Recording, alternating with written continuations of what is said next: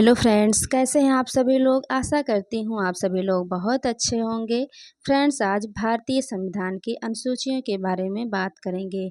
भारत के मूल संविधान में कुल कितनी अनुसूचियाँ थी, तो कुल 8। पहले मूल संविधान में 8 अनुसूचियाँ थी, वर्तमान में 12 हो गई हैं।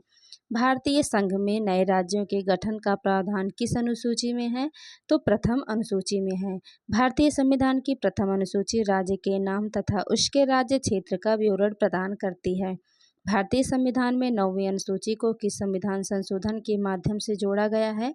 प्रथम संविधान संशोधन वर्ष 1951 के माध्यम से जोड़ा गया है।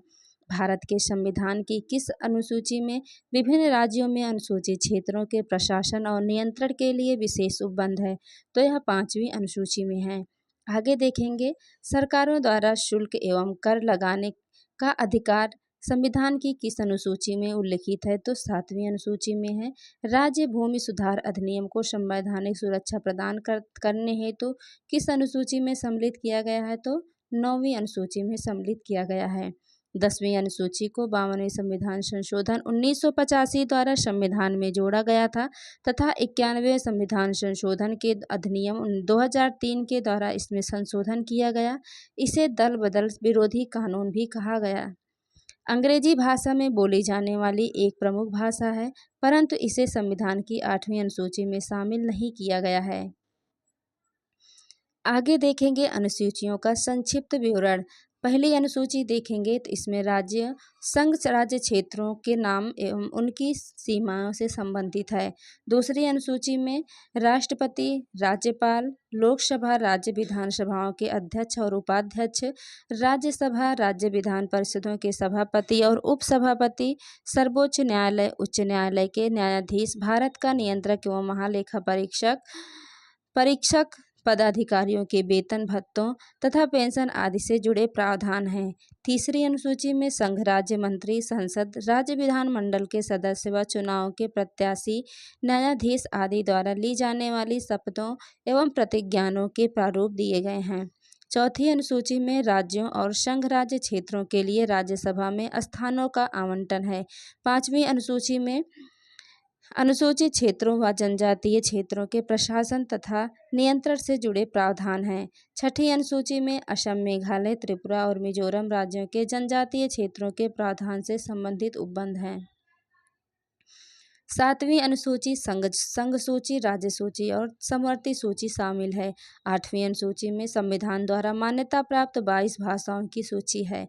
9वीं अनुसूची में इसमें भूमि सुधार व जमींदारी उन्मूलन से संबंधित अधिनियम, विनियम आदि जिसे न्यायिक पुनरावलोकन से बचाने के लिए इसमें सम्मिलित किया गया था। आगे देखेंगे 10वीं अनुसूची में दल बदल के आधार पर संसद और विधानसभा के सदस्यों की निर्भरता से संबंधित उपबंध है। 11वीं अनुसूची में पंचायतों की शक्तियों व उत्तरदायित्व निर्धारित किए गए हैं। 12वीं अनुसूची में नगर पालिकाओं की शक्तियों व उत्तरदायित्व निर्धारित किए गए हैं। 8वीं अनुसूची में सिंधी भाषा 21वें संविधान संशोधन अधिनियम 1967 द्वारा जोड़ी गई थी। आगे देखेंगे भारतीय संविधान की विशेषताएं क्या क्या हैं। भारतीय संविधान में हमारे राष्ट्र का उल्लेख किन नामों से किया गया है? India that is Bharat, India अर्थात भारत के नाम से किया गया है। भारतीय संविधान में किस प्रकार की शासन प्रणाली की व्यवस्था की गई है? तो संसदात्मक शासन प्रणाली की व्यवस्था की गई है। संसदात्मक शासन व्यवस्था में विधायिका का कार्यपालिका पर नियंत्रण होता है। अध्यक्षात्मक शासन प्रणाली का आधारभूत तत्व क्या है? एकल कार्यपालिका है। भारत की संसदीय शासन प्रणाली एवं ब्रिटेन की संसदीय प्रणाली शासन प्रणाली के मध्य अंतर का मुख्य बिंदु कौन सा है? न्यायिक समीक्षा है। भारत का संविधान परिसंघीय है। यह किससे निर्धारित होता है? यह केंद्र और राज्यों के मध्य शक्तियों के विवरण से निर्धारित होता है। आगे देखेंगे इसमें भारतीय संविधान के मूल्य कौन कौन से हैं, तो आगे देखते हैं।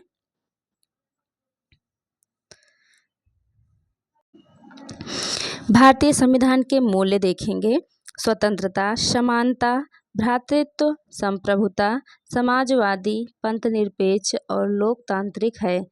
तो फ्रेंड्स आगे देखेंगे नीति निर्देशक तथ्यों तथा मूल अधिकारों को संविधान की आत्मा किसने कहा है? तो ग्रेनविल ऑस्टिन ने कहा है। आगे देखेंगे मूल संविधान में कुल कितने अनुच्छेद और कितनी अनुसूचियां थी? तो 395 अनुच्छेद और 8 अनुसूचियां थी।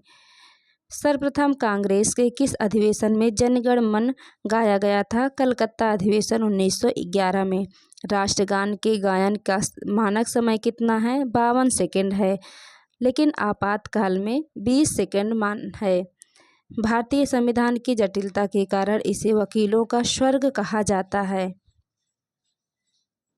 आगे देखेंगे भारतीय संविधान अधिक कठोर तथा अधिक लचीले के मध्य एक अच्छा संतुलन स्थापित करता है। यह कथन किसका है? केसी व्हेयर का है। भारतीय संविधान अंशतः कठोर और अंशतः लचीला है। भारत अर्धसंघात्मक राज्य है। यह किसने कहा था? यह केसी व्हेयर ने कहा था।